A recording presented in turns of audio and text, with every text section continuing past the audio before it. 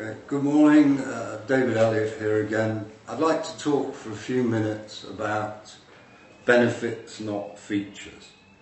Maybe sounds a little odd, but hopefully I can describe what I mean very quickly.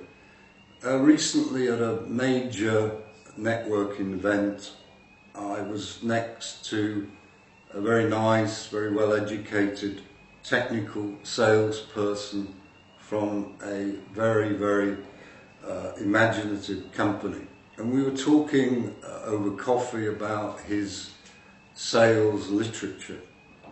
As he went through this, to me as a non-technical person, I was getting very quickly quite confused, because actually if I'm using a product, it's the benefit that that product gives to me that I'm interested in, not the various technical features.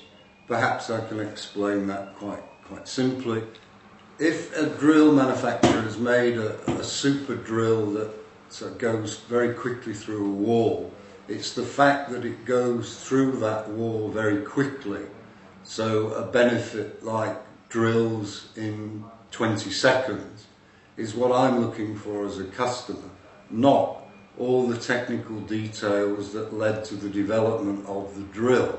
And this is something that often highly technically based companies forget when they're developing literature or developing a web presence to highlight new products. So the maxim really is always benefits, not features. And this applies across the board in whatever category you're actually dealing with. Another example may perhaps illustrate the point. A company spent an enormous amount of time and effort, including developing patents which they were prepared to defend across the globe, for a caster that sits comfortably on furniture. Now there are many casters, but this particular one was a click-on caster, very easy to fit, and that was really their intellectual property.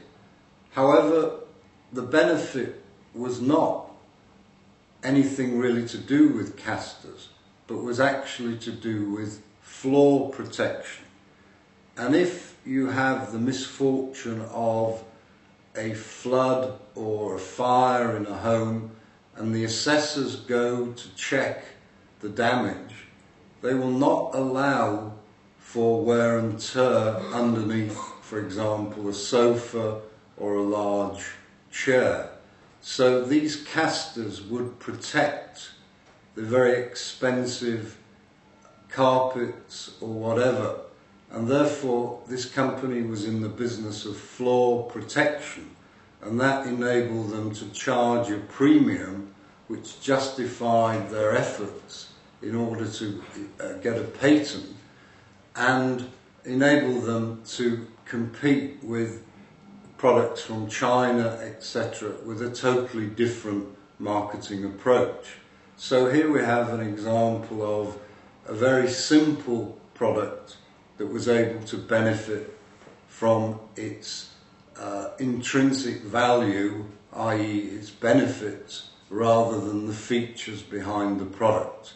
So I think this is something that's very worthwhile to consider in any business, and particularly those businesses that have a very heavy technology input. Thank you very much.